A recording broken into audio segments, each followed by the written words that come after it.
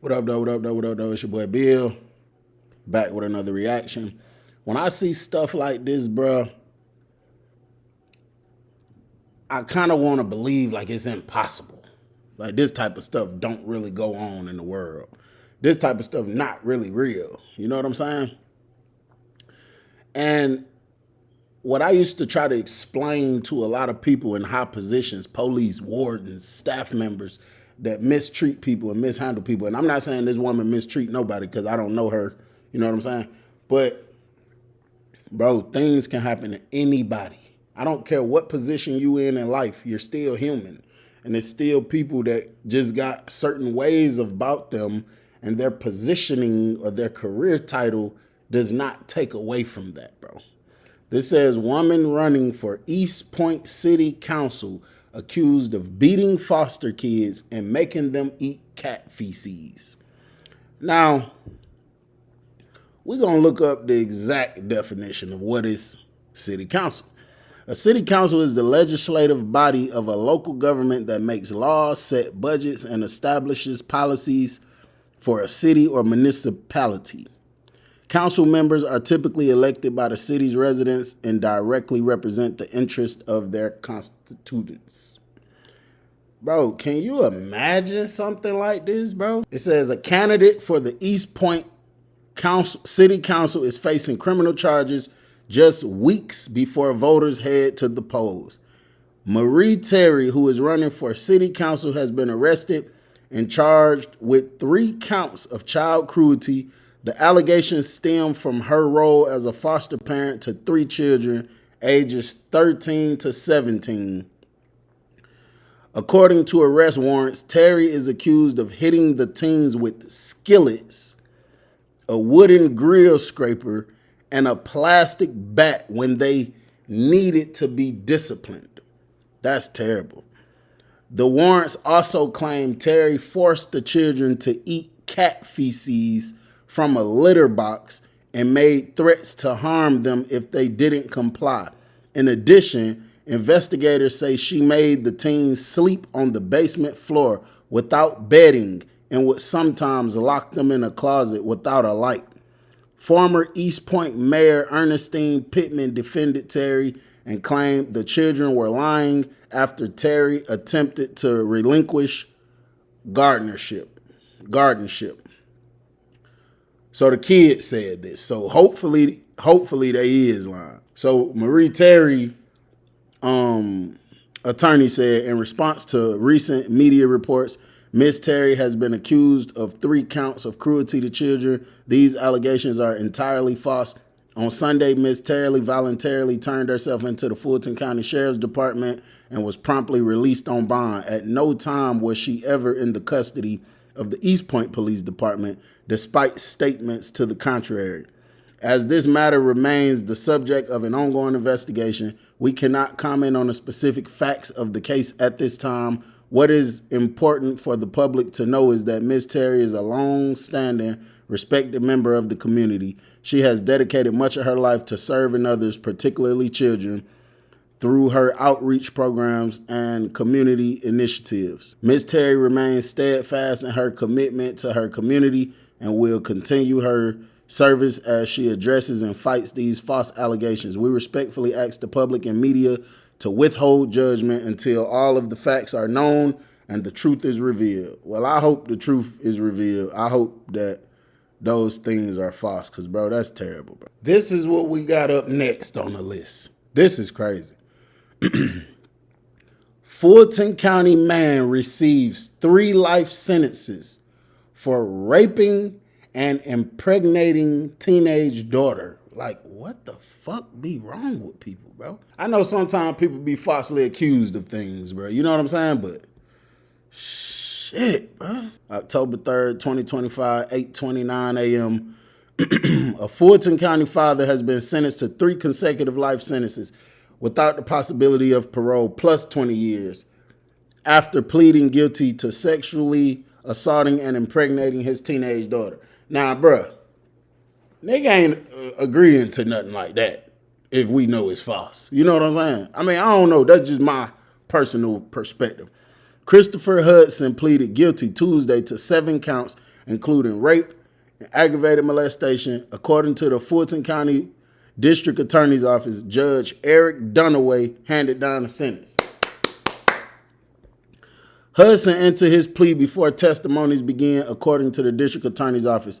According to court records, the investigation showed that starting in January 2022, Hudson sexually assaulted his then 14-year-old daughter multiple times a week while she was in his custody. He tried to justify his actions by telling her that in archaic times, I believe archaic means like old fashioned, like back in the day. He tried to justify his actions by telling her that in archaic times, fathers did that as a way to keep daughters pure and disciplined. The district attorney office said Hudson's daughter suspected she may have been pregnant in April 2022 and in June 2022. She learned she was 6 months pregnant after getting her father to take her to a clinic. According to the district attorney's office, she told her mother about the abuse and was immediately taken to the law enforcement. The district attorney office said a criminal investigation was initiated and the victim underwent a forensic interview. According to the district attorney's office, at age 15, the daughter gave birth to a baby girl and DNA tests confirmed Hudson as the father. God damn, bro. Come on, bro. Come on, bro. Come on, bro. That's your baby, folk. That's your baby, folk. So what does that mean? He the damn daddy and the granddaddy. Nigga is goofy. Hudson's daughter, since said, graduated from high school and is currently taking classes in a pre-nursing program, according to the district attorney's office. District Attorney Fannie Willis said in a statement, this child was profoundly betrayed and brutalized by the very parent who should have protected her. Her resilience in the face of such devastating abuse is extraordinary, though no child should ever have to display that kind of strength. That's so sad, bro. I feel so bad for that baby, bro. That is so sad, bro. Goofy ass nigga. They gave that nigga 3 life sentences. That nigga should have got the fucking electric chair. This is what we got up next on the list. This is crazy. Woman charged for setting Cobb Church on fire, threatening to kill the pastor's, I don't know if it's saying the pastor's wife or the pastor and his wife. This is crazy. What? It says in Cobb County, Georgia, a former church member faces arson and terroristic threats charges after authorities say she set fire to a Cobb County church and sent text messages threatening to burn the building and kill the pastor. Damn, what the pastor did? Aries Malaya Jordan was arrested late Tuesday and charged with first-degree arson, burglary, vandalism of a place of worship, criminal damage to property, possession of tools for the commission of a crime, and making terroristic threats, according to Cobb County jail records and court documents. Investigators say Jordan started the fire at Prayer City Eagles Chapel International Ministries on Joe Jerkins Boulevard in Austell, Georgia, between 8 p.m. and 9 p.m. on September 29th. The building was completely destroyed in the flames, causing approximately $4 million in damage. So that had to be a pretty big church. According to arrest warrants, Jordan sent threatening text messages in which she threatened to burn the church down and kill the pastor. Church leaders said she sent messages telling them, your building is gone. Austell Fire Chief Brandon Merritt confirmed Jordan's arrest and said more details about the case is expected to be released soon. Investigators said a plastic container of ignitable liquid was found at the scene. Grant told authorities the container did not belong to the church. Jordan is also accused of entering the building without permission and intentionally setting the fire, which authorities say could have endangered lives. Thank God nobody was hurt. The fire is a devastating setback for the congregation. 3 years ago, the church was heavily damaged by flooding and had only recently reopened all full renovations. Grant said the church has insurance but is relying on online donations. The congregation plans to hold church service in the parking lot on Sunday morning. Well, hey, man, they fought for that, for holding it like we ain't stopping church. But it kind of makes me wonder now, why the hell she wanted to kill the pastor? Pastor. What going on, my boy? What going on, my boy? You straight? This is what we got next up on the chopping block. Atlanta mother arrested for murder after 7-year-old son found dead in rolled up car window. Like, folks, what the fuck? What be going on, man? In Fulton County, Georgia, an Atlanta mother faces murder and cruelty to children charges after police say her 7-year-old son died with his head caught and rolled up car. Oh, her son died with his head caught in a rolled up car window while she was unconscious from drug use in the front seat. Damn, that's sad, bro. That's so sad. Candace Grace, 32 years old, was charged following a 4-month investigation that concluded her negligence led to the death of Mozzie Simmons, rest in peace, his little soul. On April 6th, a Fulton County arrest warrant was issued. On August 19th, Atlanta police responded to the 300 block of Scott Street Southwest that morning after a man called 911 to report a boy's head hanging out of a car window. Officers found Grace unconscious from narcotics use in the passenger seat and Mozzie unresponsive in the back seat with his head caught in a rolled up window. Mozzie was transported to a hospital where he was pronounced dead. 2 other children were also in the car at the time. The 911 caller told police Grace had been at his home the night before and left the children in the car around 10:30 or 11:30 p.m. He said he discovered Mozzie stuck in the window when he came outside the next morning around 8:30.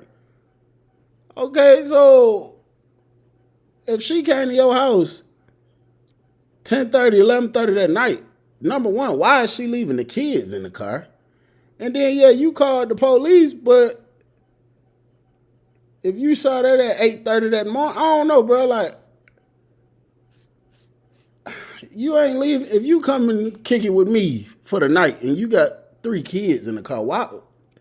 I just don't understand why would they stay in the car. Let me reread that to make sure I got that right. The 911 caller told police Grace had been at his home the night before and left the children in the car around 10:30 to 11:30 p.m. He said he discovered Mozzie stuck in the window while he came outside the next morning around 8:30. Man, why would you leave? Why would the kids stay in the car overnight? During the investigation, detectives reported Grace passed out while holding her youngest child during an interview. Authorities obtained a warrant for her blood and urine. The test results from August 8th showed she tested positive from opioids and THC. So that's heroin and weed, to my understanding. That's what opioids is. And maybe it can be other things because opioids isn't other things. According to a GoFundMe established for Simmons, Mozzie was Grace's second child. Her first child, Jordis, also died through the cause of death. Wait, what? According to a GoFundMe established for Simmons, Mozzie was Grace's second child. Her first child, Jordis, also died, though the cause of death was not disclosed. Lord have mercy.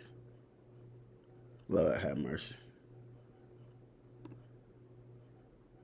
This type of shit scare me, bro. Like, when they come to dealing with people, you know, getting people pregnant, talking about having some babies. Shit.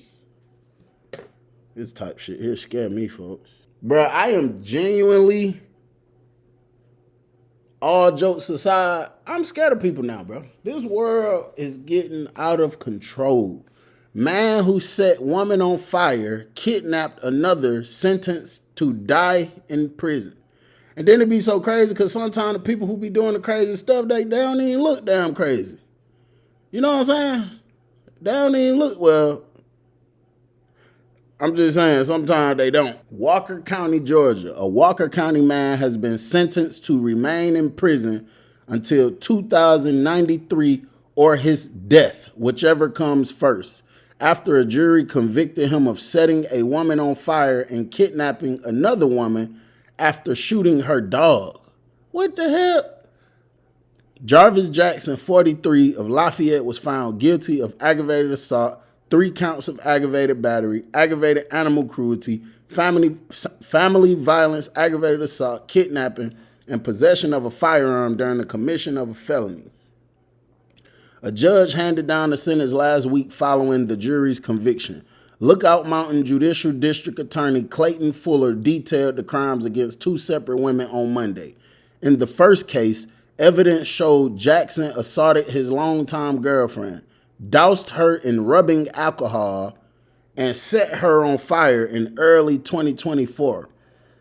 Temporarily blinded from her injuries, the victim staggered to a neighbor's home on February 3rd, 2024, pleading for help while suffering severe facial injuries and extensive burns. With the support of friends, family, and advocates, she later detailed years of abuse and identified Jackson as her attacker.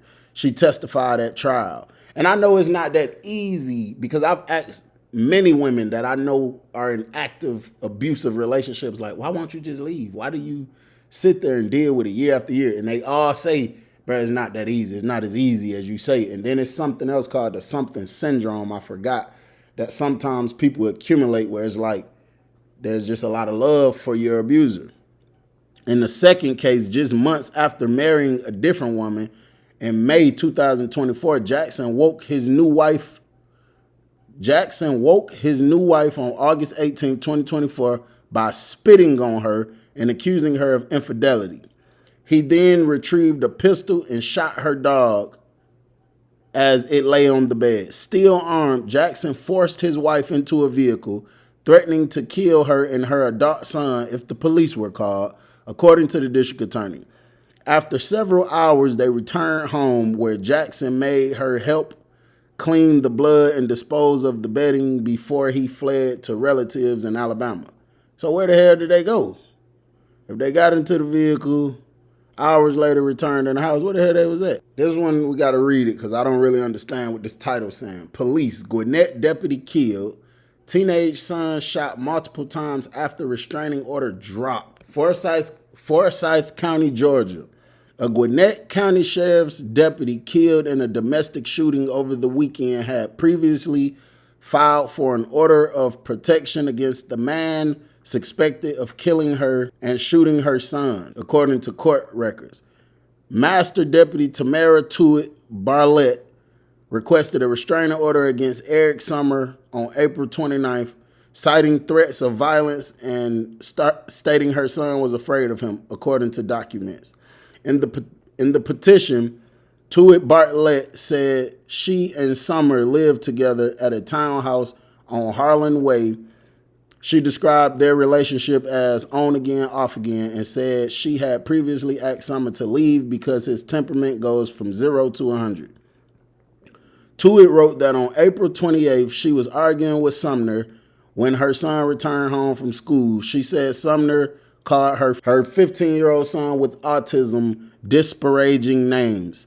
Jaden was such in fear that he called 911 without my knowledge, she said. Also, due to the fact that Eric Sumner is a convicted felon, he is not allowed to be around my duty weapon. The restraining order was granted, but Tuitt requested its removal on May 21st, according to the documents. Damn. No explanation was attached to the request. Police have not said whether Tuitt and Sumner were living together at the time of the killing, though they referred to him as her boyfriend. Sumner is accused of killing Tuitt on Saturday evening and shooting her teenage son multiple times. That's so sad.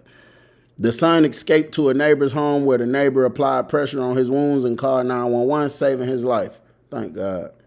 The little boy got autism, bro. Like, bro? When officers arrived, they found the deputy dead in her bedroom. Sumner had already left. He was captured in Monroe County after a police chase on Interstate 75. Sumner was booked into Forsyth County Jail and faces charges of murder, homicide, and 2 counts of aggravated assault. Tuitt's teenage son remained hospitalized in stable condition. Lord help him. Help that baby. Sumner is scheduled to appear in a Forsyth County court on Tuesday. Bruh, this just be shell to me, bruh. Like, damn. Bruh, this type shit really make me scared of people, bruh. Like, this shit make me, hey, listen, I'm finna start online dating, and our relationship only consists of FaceTime calls. We ain't doing nothing face-to-face. What y'all think about this, bruh? Let me know.